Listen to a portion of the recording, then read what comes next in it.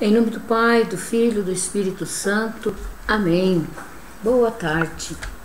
Vamos dar continuidade ao estudo do Tratado da Verdadeira Devoção. Hoje vamos iniciar o capítulo 2. Eu te questiono, antes de que você assista esse vídeo, de que se você já assistiu os 2 vídeos anteriores, que se refere à introdução ao Tratado da Verdadeira Devoção e o que se refere ao primeiro capítulo. Se você ainda não o fez, acesse o nosso canal e assiste primeiro esses 2 vídeos antes de assistir este agora, que trata do capítulo 2. Não pule etapas, faça as coisas gradativamente, aos poucos, no seu tempo. Caso não dê tempo de você preparar tudo para fazer sua consagração dia 8 de dezembro, não se incomode, vá um pouco mais lento, escolha uma outra data, consagre numa outra data. É melhor você consagrar numa outra data do que você fazer as coisas correndo e se consagrar sem ter a real consciência do compromisso que você está firmando com Deus através da Santíssima Virgem. Tá bem? Dito isso, te convido a dirigir seu pensamento ao Pai das Luzes, te convido a pedir o auxílio do esposo da Santíssima Virgem, pedir o auxílio do Espírito Santo para mergulhar no estudo do capítulo 2. Vinde, Espírito Santo, enchei os corações dos vossos fiéis e acendei neles o fogo do vosso amor. Enviai, Senhor, o vosso Espírito, e tudo será criado e renovareis a face da terra. Oremos. Deus, que instruíste os corações dos vossos fiéis com a luz do Espírito Santo, fazei que apreciemos retamente todas as coisas, segundo o mesmo Espírito, e gozemos sempre da sua consolação. Por Cristo, Senhor nosso. Amém. Ave Maria, cheia de graça, o Senhor é convosco. Bendita sois vós entre as mulheres, e bendito é o fruto do vosso ventre, Jesus. Santa Maria, Mãe de Deus, rogai por nós, pecadores, agora e na hora de nossa morte. Amém. Vou pegar essa imagem, vou colocar um pouquinho mais para cá. Não, acho que vai ter que ser na outra, para que ela, Nossa Senhora fique aqui nos vigiando, né? Durante essa formação. A hora que eu olho para lá agora, sim, agora eu consigo vê-la, aí fica melhor, né? É muito melhor falar da Santíssima Virgem olhando para ela. A Santíssima Virgem, sem pensar nela, a gente já se emociona. Os meus olhos, eles muitas vezes lacrimejam em pensar na Virgem, em pensar no seu sim, em pensar nessa caminhada que nós temos junto com ela, né? Ela está sempre conosco em todos os momentos de alegria. Ela está lá, nossos filhinhos, nós levamos ele à pia batismal, mas nós também o levamos a consagrarmos a ela. As mães, na hora que vão ter seus bebês, sempre se lembram de Nossa Senhora do Bom Parto, pedindo auxílio, recorrendo à sua proteção maternal. Quem de nós nunca recorreu a ela? Quem de nós nunca recolheu nas inúmeras adversidades que encontramos no nosso dia a dia? Quantos a colocaram no lugar da mãe terrena, por não terem mais a mãe aqui na terra, colocam então Nossa Senhora no lugar desta mãe, até mesmo dessa mãe terrena, e se socorrem nela em todos os momentos. Pensar na Virgem, para mim, é lembrar de Nosso Senhor. Eu não tenho como olhar para ela e não lembrar de Nosso Senhor, porque foi por ela que Nosso Senhor veio ao mundo.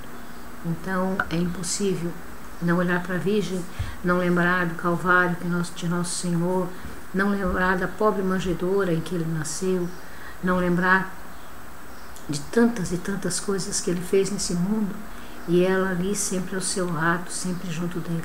Não tem como olhar para a Virgem, não se lembrar dela de pé no Calvário, junto dele. Não dá para olhar para a Virgem e não lembrar os apóstolos com medo, escondidos, e ela lá junto com eles, perseverante em oração. E hoje, lá do céu, assunta no céu, intercede por cada um de nós. É a onipotência suplicante. Quem nada passa despercebido, nada. O tempo inteiro a Virgem está próxima de nós, olhando por nós, pedindo por nós, para se assegurar de que nós também possamos entrar no céu, para a glória de seu Filho, Jesus Cristo, e nosso Pai Celeste. Amém? Dito estas coisas, meus queridos, eu quero agora me dirigir, falar agora a respeito do capítulo 2 do Tratado da Verdadeira Devoção, escrito por São Luís. Bom, São Luís, ele vai dedicar esse 2º capítulo, ele vai dizer que na introdução e no capítulo inicial, ele trata da necessidade de termos a devoção à Santíssima Virgem. Mostra que é necessário para nós, para a nossa salvação, para a nossa santidade, termos devoção à Santíssima Virgem. A partir de agora, ele vai começar a falar exatamente no que consiste esta devoção. Ele vai esclarecer no que ela consiste e ele vai propor algumas verdades, tá?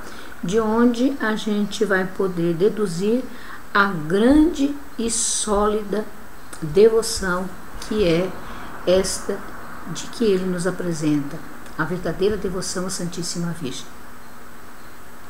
Antes de mais nada, São Luís, ele vai começar falando de que, isso já ali no tópico 61, ele vai começar falando o quê? Vai começar falando de que a primeira grande verdade que nós temos que ter em mente é que Jesus Cristo é o fim último de toda e qualquer devoção. Se uma devoção não nos leva para Jesus, essa devoção é uma devoção enganosa, mentirosa, falaciosa, é uma devoção, pode até dizer, demoníaca, porque vai nos tirar do caminho de Deus. Então toda e qualquer devoção, ela deve ter como fim último o próprio Jesus Cristo.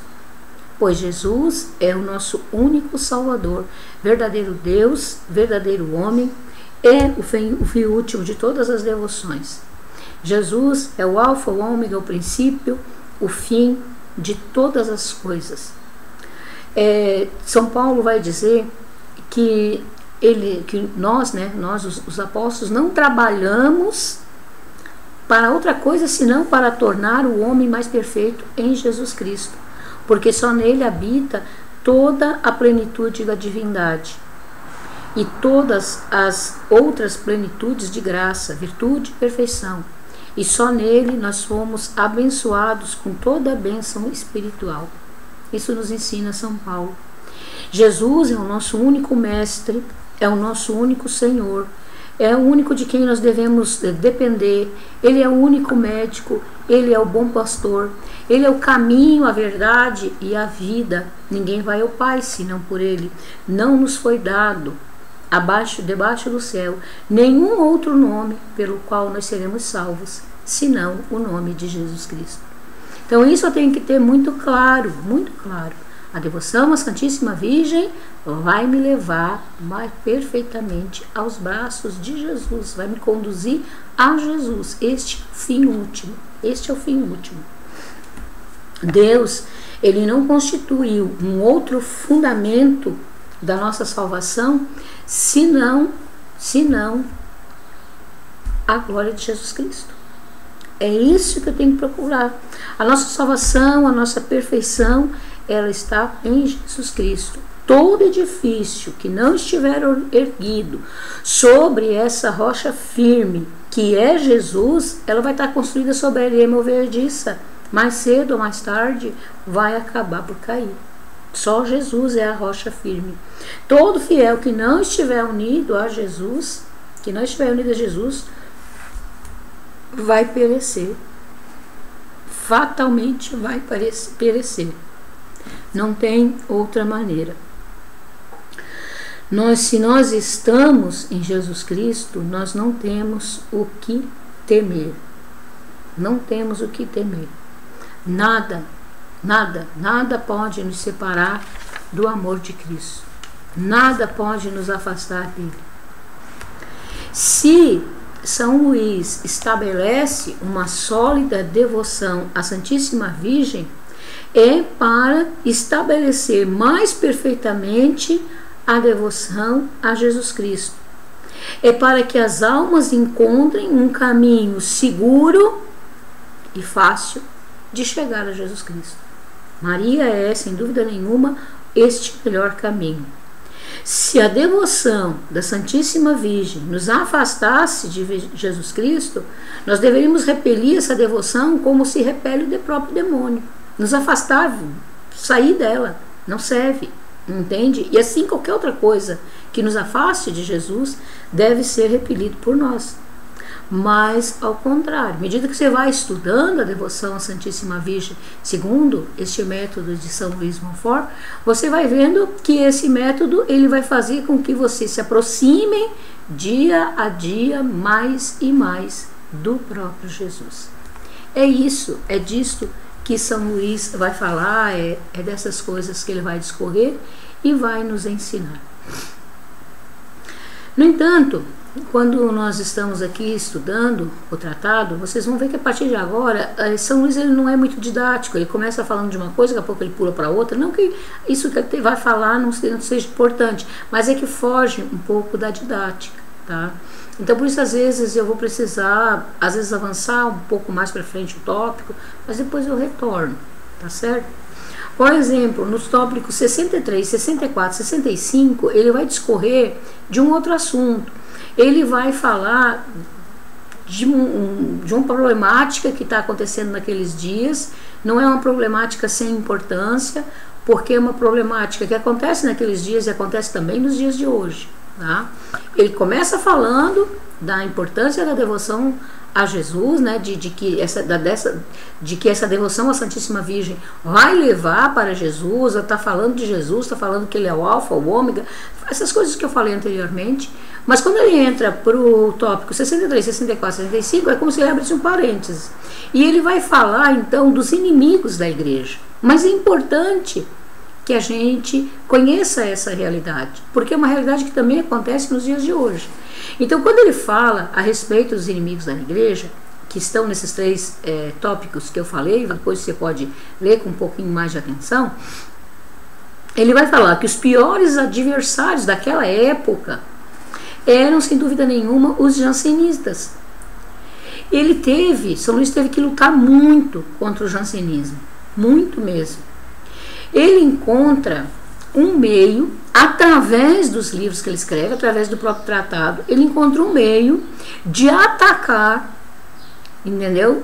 Esses jansenitas, sem falar o nome deles. É uma maneira muito sutil e muito inteligente dele. Esses eram bispos, eram sacerdotes, que na época eram inimigos da própria igreja, apesar de estar dentro dela. É claro que ele tinha que fazer isso de uma maneira muito prudente. Ele não podia falar abertamente, como nós também não podemos falar abertamente nos dias de hoje. Muitas dificuldades e dificuldades graves poderiam acontecer, poderiam advir, se São Luís falasse abertamente sobre esses bispos. Então, a maneira que ele faz é uma maneira até bem curiosa. Ele vai, começa a discorrer aqui no tratado, a introdução, o capítulo 1, vocês viram disso, ele está discorrendo a respeito da devoção à Nossa Senhora, até que em um dado momento ele se volta para o próprio Jesus, numa oração, isso está no verso 63, ele diz assim: aqui volto-me um momento para vós, ó Jesus, a fim de queixar-me amorosamente a vossa divina majestade, de que a maior parte dos cristãos, mesmo os mais instruídos, entendeu? Desconhecem a ligação imprescindível que existe entre vós e a vossa mãe, Maria Santíssima. Mesmo os mais instruídos. Então ele está se referindo justamente aos bispos, aos sacerdotes daquela época, os jansenistas, que eram extremamente instruídos. A maior parte dos cristãos, mesmo os mais instruídos, os mais sábios, com certeza são os doutores, são os mestres de Israel. Ele não está falando de mestre em botânica, porque ele está falando de religião, ele está falando de devoção, está falando da Santíssima Virgem, de Jesus.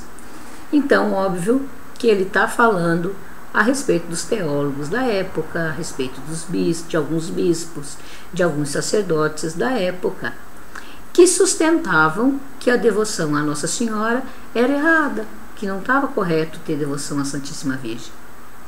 No tópico 63 e 64, ele faz a referência dele é direta ao clero jansenista. Ele fala em doutores entre os católicos. Então ele está falando claramente aos bispos jansenistas da época. Ele não se compromete, já que os doutores podem também ser chamados aqueles que escrevem a respeito do assunto. Entende? Por isso que eu digo que é uma maneira bem inteligente. Eu falei os doutores, não estou falando de vocês, bispos, não. Estou falando de uns teólogos, entende? Ele é muito, muito inteligente. Mas nós sabemos que também para o povo que se via enxotado de uma diocese para outra, não existia dúvida de quem São Luís estava falando.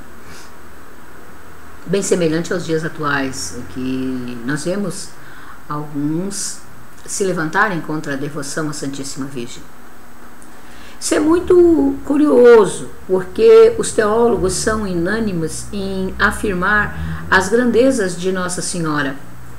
Não há um que negue ou que ouse negar aquilo que se fala a respeito dela.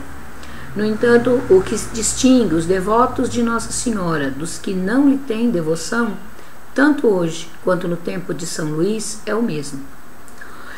Os que não têm devoção aprendem as verdades a respeito da Santíssima Virgem, mas de um modo especulativo, seco, estéril, indiferente. Por que eu estou dizendo isso?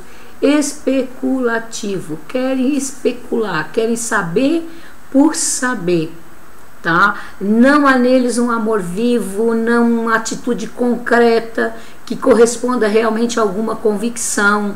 Eles não mudam, eles continuam as mesmas pessoas, nas mesmas arrogâncias, querem só saber, conhecer por conhecer, saber para se mostrar inteligente, que sabe das coisas, que já leu, que já conhece, mas de fato não tem amor nenhum a Nossa Senhora, tudo permanece estéril. Seco são aqueles que fazem da Mariologia o que nós podemos chamar de uma geometria dogmática. A pessoa sabe citar até trechos da Sagrada Escritura, sabe citar nome de doutores da igreja que conhecem. Eles, na verdade, até eles mesmos conhecem todas as regras da exegética que fundamentam os privilégios que Nossa Senhora tem, mas esses conhecimentos todos que eles têm não gera sequer um ato de piedade, de amor, nem de entusiasmo mesmo na hora de falar da Santíssima Virgem. É muita indiferença. Quando eles falam é de uma maneira técnica, sabe? Se percebe logo que aquilo tudo é frio. É como se estivesse falando dos anéis de Saturno, da nova visita que vai ser feita pela espaçonave X ao planeta Y que foi recém-descoberto, sabe? Umas coisas que parecem às vezes até que não tem nada a ver com o que eles estão falando. Eles falam muito bem a respeito de Nossa Senhora e dos seus privilégios, mas de uma maneira técnica, seca, fria. Há ainda aqueles, os estéreis, são aqueles que a maneira destas pessoas de pregar a devoção à Santíssima Virgem não contagia ninguém, não produz um fruto apostólico de qualquer espécie. Na formação ministrada por essas pessoas, Nossa Senhora não representa absolutamente o papel que lhe é atribuído à doutrina católica. A vida interior das almas por elas formadas não deixa transparecer uma devoção a Nossa Senhora correspondente àquilo que a Igreja ensina. Os desvios que São Luís verificava naquela época são bem semelhantes àqueles que nós verificamos nos dias de hoje. Uma devoção verdadeiramente a Nossa Senhora precisa ter calor, precisa ser comunicativa, ardente, fecunda. E isso, meus queridos, é muito raro de se encontrar, muito raro. A pretexto de não ofender Nosso Senhor, muitos destroem a devoção a Nossa Senhora. A pretexto de honrar mais Nosso Senhor, muitos deixam de venerar a própria imagem de Nossa Senhora. Continua ainda São Luís Montfort. Ele diz assim, no tópico 64: estes senhores raras vezes falam de Maria e da devoção que se lhe deve ter, porque dizem, receiam que se abusem dessa devoção e que se vos ofenda, honrando excessivamente a Mãe de Deus. Eu te pergunto, meu querido, minha querida, quem de nós aqui na Terra seria capaz de prestar maior honra a Nossa Senhora do que já prestou o próprio Deus quando enviou seu arcanjo para, diante dela, dizer: Ave, cheia de graça, o Senhor é convosco, é contigo. Quem é capaz de honra maior? Se o próprio Deus enviou um arcanjo para saudá-la, para exaltá-la sobre todas as outras, quem de nós é capaz de fazer ato maior? É impossível para nós conseguirmos dar a Nossa Senhora uma importância maior do que o próprio Deus já fez. É impossível. Ele ainda continua dizendo: encontramos às vezes entre católicos a formulação de que o culto a Nossa Senhora é uma coisa boa, mas que há um certo exagero nele. Por onde Nosso Senhor não é, eles dizem que porque cultivamos amor a Nossa Senhora, Nosso Senhor não é suficientemente cultuado. Eles dizem que é preciso cultivar, até é preciso cultivar a devoção à Santíssima Virgem, mas temos que reservar sempre o primeiro lugar ao Nosso Senhor. E quem não faz? Se nós não colocarmos Nosso Senhor em primeiro lugar, a própria Santíssima Virgem não vai aceitar que nós a cultuemos. Porque se nós estivermos dedicando amor demasiado a ela mesma vai pegar nós e vai dizer assim: não, aqui ó, olhem para cá. É para cá que vocês devem olhar, não é para mim. Olhem para cá. Olhem, porque ela vai fazer com que o nosso olhar se dirija ao seu filho. Fazei tudo o que ele vos disser. Ela nunca se colocou em primeiro lugar. Ela sempre colocou ele em primeiro lugar. Então não há o que temer. Quando você se entrega a Nossa Senhora como seu escravo, como seu devoto, uma vez que você se entregue a ela, não precisa se preocupar. Ela colocará o Senhor no devido lugar na sua vida, onde ele deve ocupar o centro da sua vida, da sua devoção, das suas práticas. Será sempre Nosso Senhor.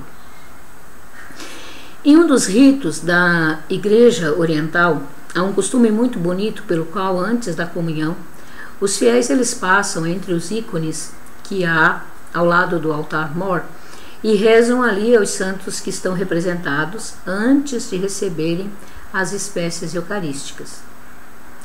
E eles passam então diante desses ícones e nesse momento ele, quando se vê no meio daqueles santos todos, ele vai passar por Nossa Senhora. E ao ver Nossa Senhora, ele vai ver também a auréola de Nosso Senhor. Ele vai vendo cada um no seu lugar. Nós não precisamos nos preocupar. Cada um tem o seu lugar. Cada santo tem o seu lugar. E na excelência de todos está Nossa Senhora. Antes de chegar a Nosso Senhor, nós vamos passar por Nossa Senhora. Quando na Igreja Ortodoxa você passa, você vai então pedindo aos santos que auxiliem a bem receber os frutos da comunhão. E esta é uma compreensão perfeita do culto a Nosso Senhor. O bom católico nunca se vê separado do culto dos santos, muito menos ainda do culto a Nossa Senhora. Nunca. A auréola normal de Nosso Senhor são os seus anjos e os seus santos. Se nós formos verificar o resultado da ação dessas pessoas zelosas em diminuir a devoção a Nossa Senhora, nós veremos que elas também acabam por diminuir o culto a Nosso Senhor. A devoção que eles têm a Jesus, na verdade, é fraca, pequena e sem consistência. Eles não temem exagerar, na verdade, a devoção a Nossa Senhora, porque tem medo de diminuir a devoção a Nosso Senhor. Na verdade, eles não têm a devoção a Nosso Senhor, porque se tivessem verdadeira devoção ao Nosso Senhor, honrariam o mais perfeitamente possível a sua mãe, a sua digníssima mãe, a nossa Mãe Santíssima. A confirmação da verdadeira devoção a Jesus só existe quando há devoção à Santíssima Virgem. É isso que nos ensina São Luís Grignion de Montfort. Em suas palavras, ele vai dizer assim: ó meu amado Jesus, terá essa gente o vosso espírito? Será possível que vos agradem agindo deste modo? Poderá alguém agradar-vos sem fazer todos os esforços para agradar a Maria, por medo de vos desagradar? A devoção à vossa mãe impede a vossa?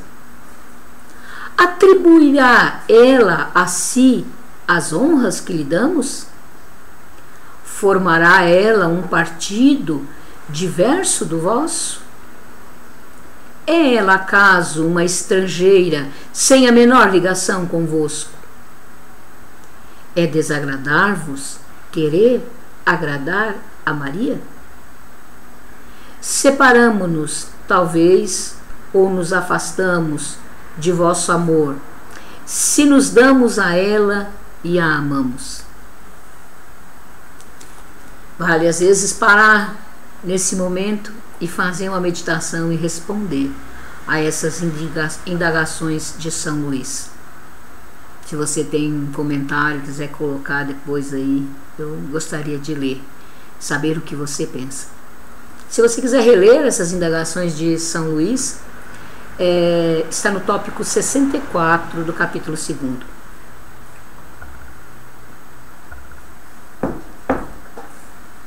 Continuando. Assim deve ser a ação do apóstolo que deseja a propagação da devoção à Santíssima Virgem. São Luís vai expor isso a partir do versículo 69. Quando ele vai dizer: neste mundo há duas maneiras de pertencer a outra pessoa e de depender da sua autoridade. Ele então, a partir daqui, ele vai explicar as diferenças entre ser escravo e ser servidor. Servidor, em sua linguagem, é o empregado locatário de serviços no sentido atual desses dois vocábulos. Trata-se de estabelecer a diferença entre um escravo e um empregado. As três principais diferenças postas em foco por São Luís são estas.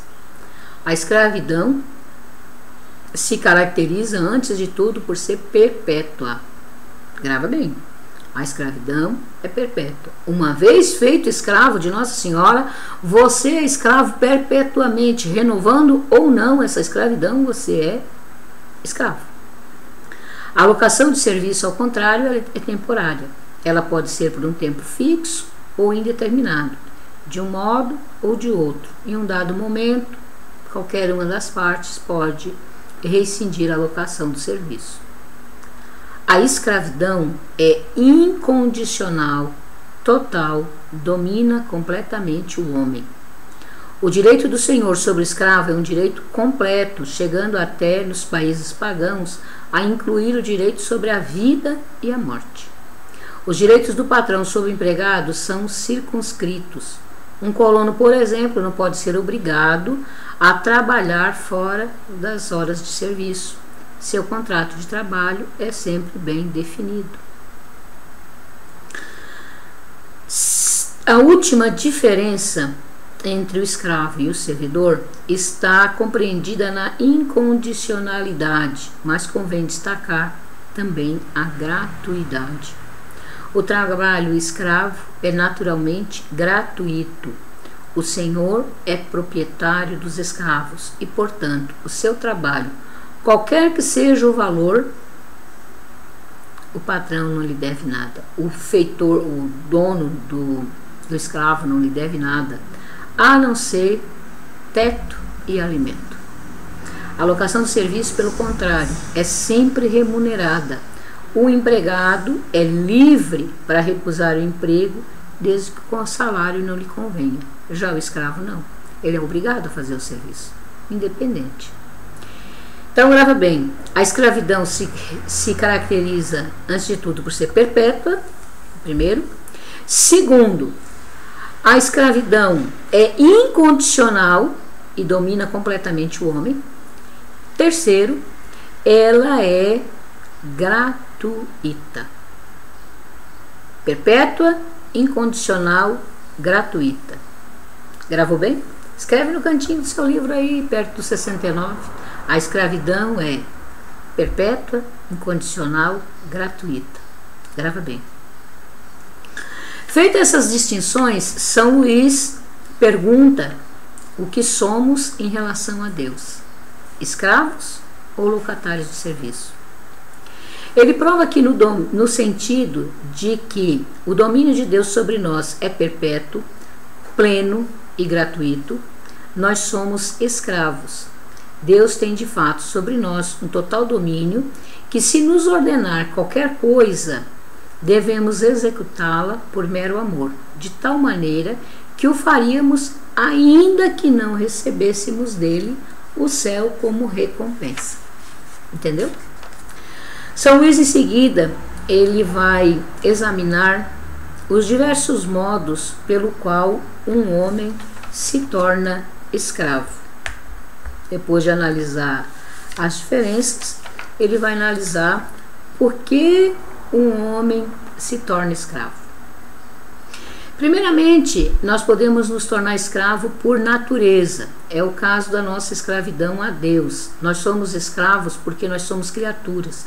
Nós já nascemos naturalmente escravos de Deus, pois somos criaturas saídas da sua mão.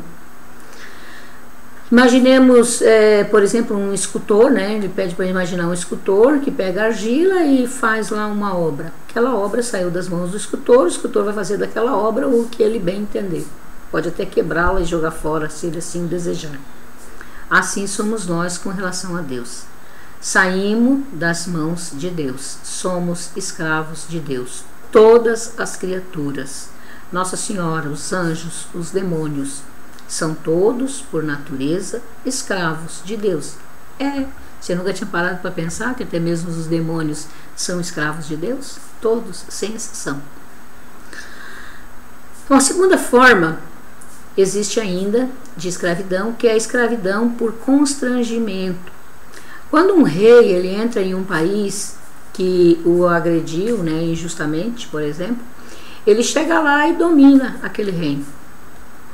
Ele pode pegar aquele povo que morava lá e reduzir a seus escravos, torná-los todos seus escravos. Eles não são escravos por natureza daquele rei, ou de livre vontade, mas por constrangimento. Aquele rei que venceu aquela batalha os obrigou a tornarem-se escravos. Os demônios, eles são escravos de Deus por natureza, porque saíram das mãos dele, e também por constrangimento. Eles são obrigados a obedecer a Deus. Eles se revoltaram contra Deus, não respeitaram os direitos de Deus. Deus então intervém e a escravidão de direito em função da natureza dos demônios se torna uma escravidão por constrangimento, pela força. Então eles são escravos de Deus por natureza e por constrangimento. Ficou entendido? Ainda uma terceira forma de escravidão, que é a escravidão por livre vontade. Admitamos assim, por exemplo, que uma pessoa admire muito a outra e, por gostar tanto, resolva se tornar escravo daquela pessoa. E nós bem conhecemos pessoas assim. É um ato voluntário pelo qual a pessoa renuncia a toda a sua liberdade, a todo o seu direito e se coloca irrestritamente na mão de outro. Esta é a escravidão por livre vontade. Além da escravidão natural, você de livre vontade escolhe ser escravo de outro. Fato, nós seremos escravos, ou de Deus ou do demônio.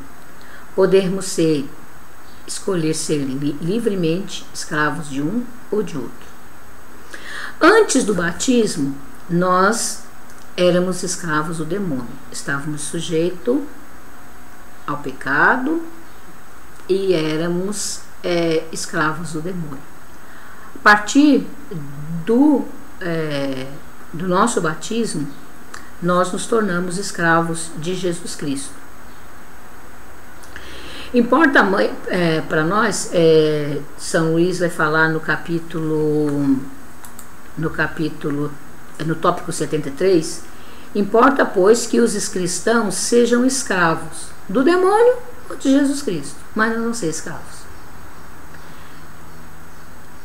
Naturalmente de Deus, antes do batismo do demônio, depois do batismo de Jesus Cristo. Em termos de doutrina católica, como que se demonstra isso?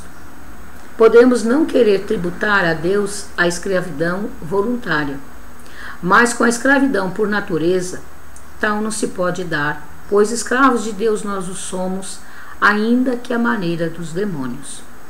Pois a desobediência da lei de Deus nos torna escravos do demônio por várias razões.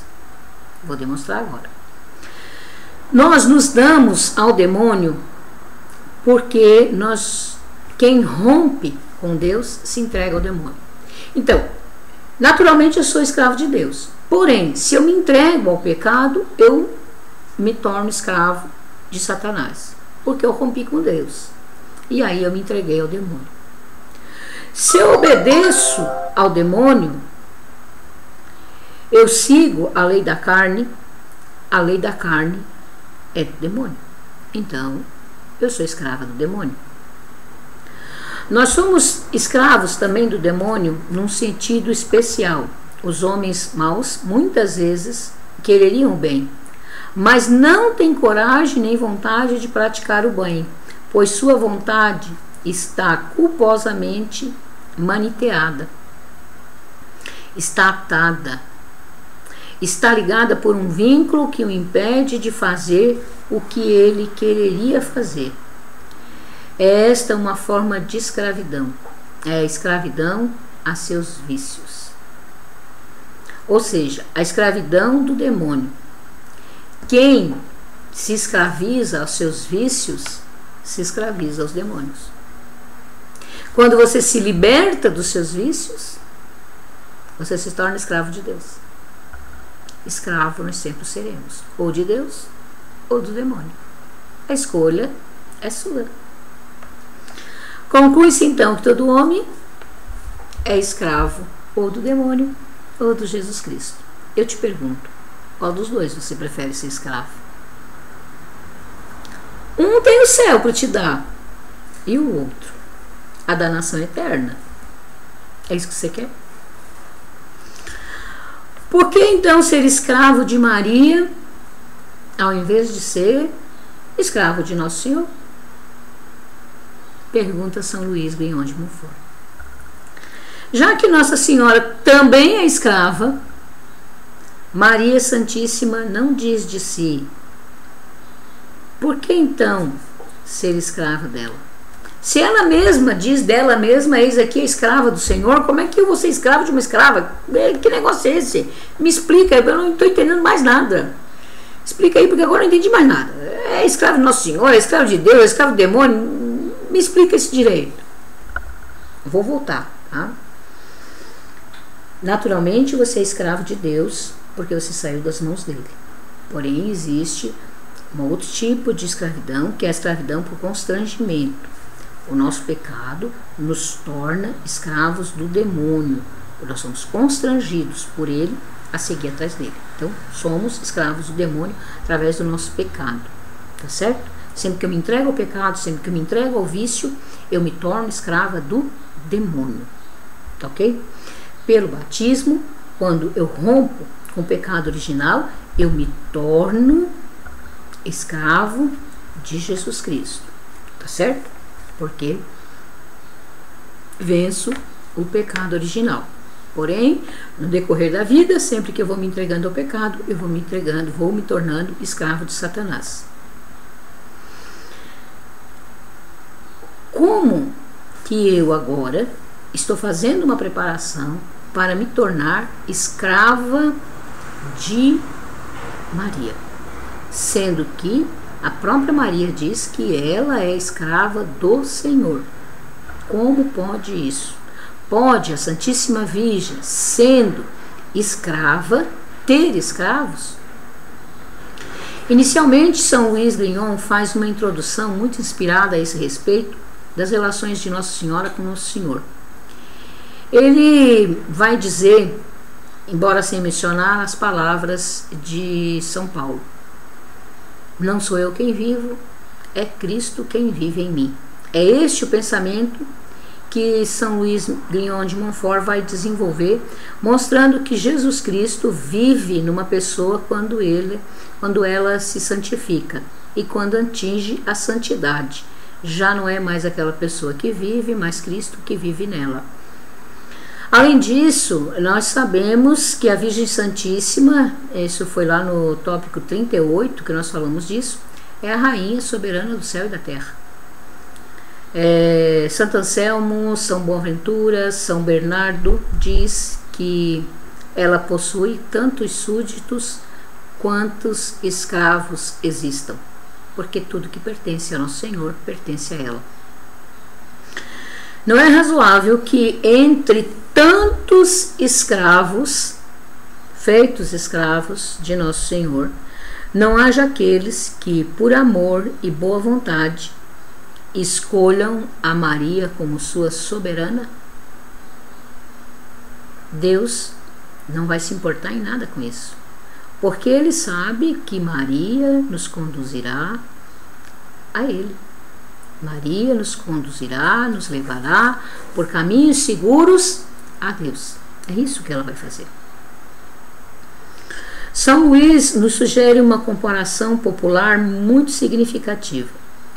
Ele vai dizer o seguinte: no reino absoluto, uma monarquia oriental, por exemplo, todos são, de certo modo, escravos do rei, mas ele pode ter certos escravos mais especialmente a serviço da rainha. São escravos que ele dá para que a rainha mande neles mais particularmente. Assim acontece também na Igreja Católica e no universo. Sendo todos os homens escravos de Deus por natureza ou por conquista, e também, de algum modo, escravos por natureza de Nossa Senhora, é possível alguns se oferecerem mais especialmente para servi-la, para glorificá-la, para serem seus escravos e combaterem por ela. São estes os chamados para a devoção especial que São Luís Grignion recomenda no tratado.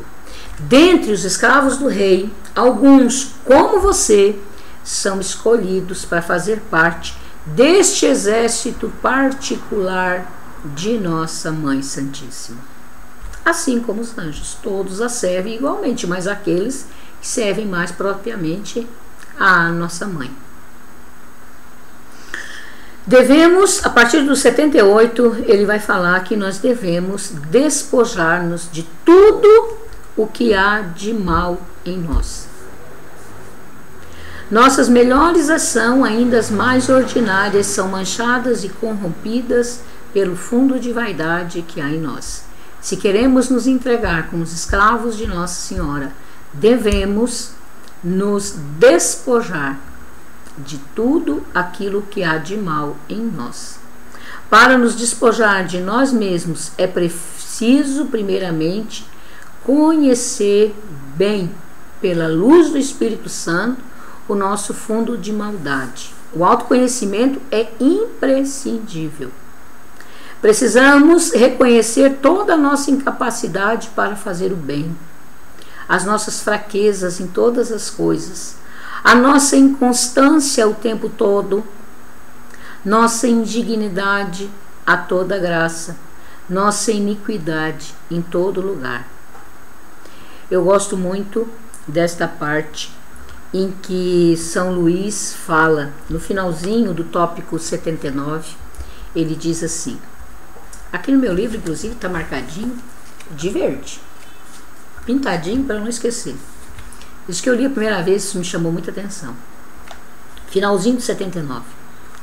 Somos naturalmente mais orgulhosos que pavões, mais apegados à terra que os sapos, piores que os bodes, mais invejosos que as serpentes, mais gulosos que os porcos, mais coléricos que os tigres e mais preguiçosos que as tartarugas, mais fracos que caniços e mais inconstantes que cataventos. De nosso, só temos o nada e o pecado, e só merecemos a ira de Deus e o inferno. Pensa que é fácil, que é brincadeira? Brincadeira não. Não é tão simplesinho assim como a gente pensa. Depois disto, por que admirar-se de ter Nosso Senhor dito que quem quisesse segui-lo deveria renunciar a si mesmo, odiar a própria alma, a própria carne, que aquele que amasse a sua alma a perderia e quem a odiasse a salvaria? Como? Como se admirar que Nosso Senhor tenha dito isso, depois que nós nos conhecemos e sabemos o quão odiosos nós somos, o quão pequenos e fracos e mesquinhos nós somos.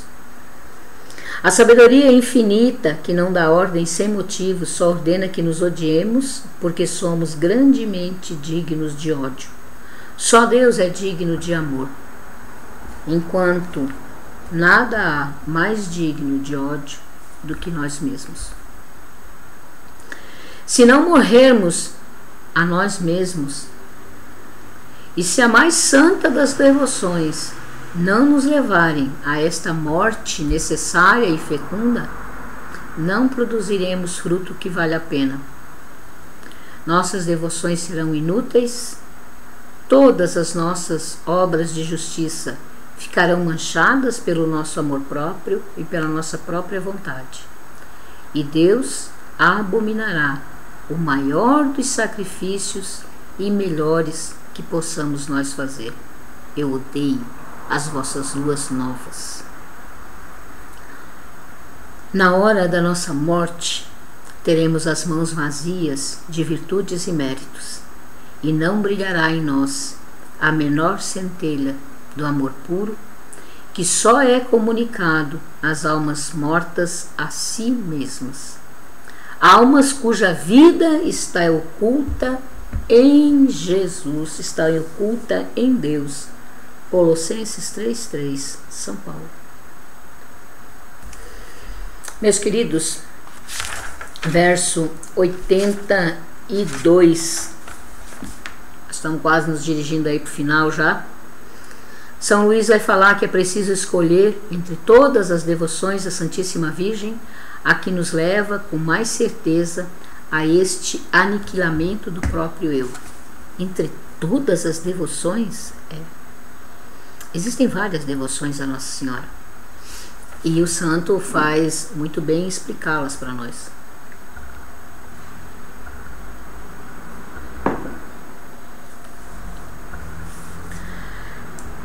Todos nós temos necessidade de um medianeiro junto ao próprio medianeiro, que é Jesus Cristo. São Bernardo diz: temos necessidade de um medianeiro junto ao medianeiro por excelência. Maria Santíssima é única capaz de exercer esta função admirável. Por ela, Jesus Cristo veio a nós, e por ela devemos ir a Ele. Santa Maria, Mãe das Graças, rogai por nós. Verso 86. São Bernardo e São Boaventura são os que vão nos ensinar aqui. De acordo com suas palavras, nós temos 3 degraus a subir para chegar a Deus. O primeiro, mais próximo de nós, é a nossa capacidade de ir até Maria. Então nós precisamos ir até ela. O segundo degrau, segundo São Bernardo e São Boaventura, é Jesus. O terceiro degrau é Deus Pai. Para ir a Jesus é necessário ir a Maria, pois ela é a medianeira de intercessão. Para chegar ao Pai eterno, é preciso ir a Jesus, o medianeiro de redenção. Entendeu? Vou a Maria para que ela me leve a Jesus. Chegando a Jesus, Jesus me leva ao Pai. Eu sou o caminho, a verdade e a vida. Quem me vê, vem ao Pai. Quem vem a mim, vai ao Pai. Não tem outro caminho. Mas quem nos ajuda a chegar a Jesus é Maria. Finalizando o capítulo 2 de São Luís, do tratado, ele mesmo nos lembra que é muito difícil para nós conservar as graças e tesouros recebidos de Deus. Porque esse tesouro, mais valioso que o céu e a terra, nós guardamos em vasos frágeis, que somos nós. 2 Coríntios 4:7. Um corpo corruptível em uma alma fraca e inconstante, que um nada perturba e abate. Os demônios são ladrões muito finos. Não confie neles nunca. Não subjugue. Não se ache muito poderoso. Desconfia de você mesmo. Os demônios, eles buscam nos surpreender de improviso para nos roubar e despojar. Não é porque você está rezando um rosarinho por dia que você está protegido.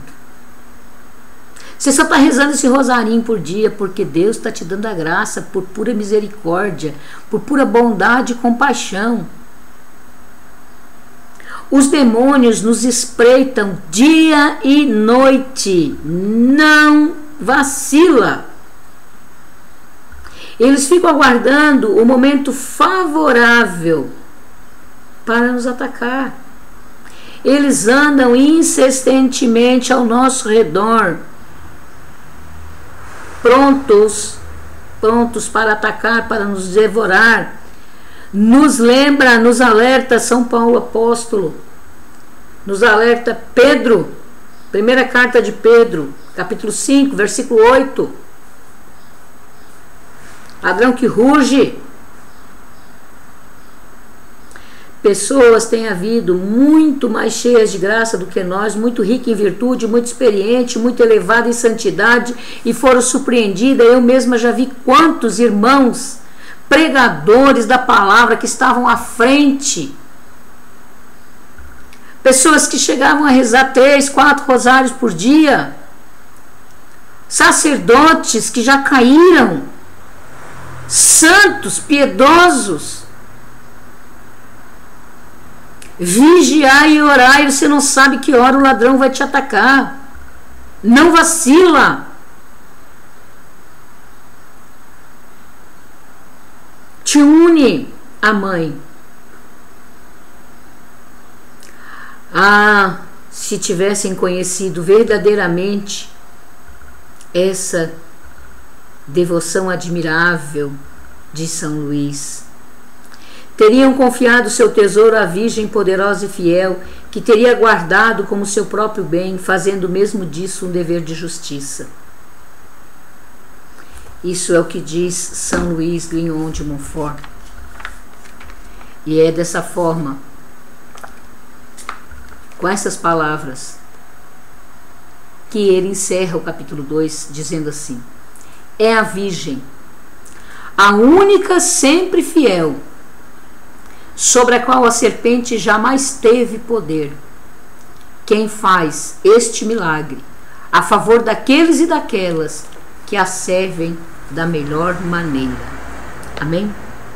Se você tiver alguma dúvida a respeito do capítulo 2, peço que você releia todo o capítulo, coloque suas dúvidas, pode ser aqui no canal do YouTube, pode ser no meu WhatsApp particular, pode ser no nosso grupo de WhatsApp de preparação, onde você achar melhor de me mandar sua dúvida, na página do Facebook, forma que você achar melhor, coloque sua dúvida, eu estarei respondendo na medida do possível para auxiliá-lo a uma preparação mais segura da sua consagração. Lembre sempre, deixe para decidir isso ao final do estudo. Não decida antes. Eu vou me consagrar, eu não vou me consagrar. Primeiro de tudo, é um chamado. Pergunte para a Virgem se ela te deseja ter como escravo. O que ela precisa que você modifique para que você seja uma boa escrava, um bom escravo. Salve Maria. Ave Maria, cheia de graça, o Senhor é convosco. Bendita sois vós entre as mulheres, bendito é o fruto do vosso ventre, Jesus. Santa Maria, Mãe de Deus, rogai por nós, pecadores, agora e na hora de nossa morte. Amém. Louvado seja o nosso Senhor Jesus Cristo, para sempre seja louvado. Em nome do Pai, do Filho e do Espírito Santo. Amém.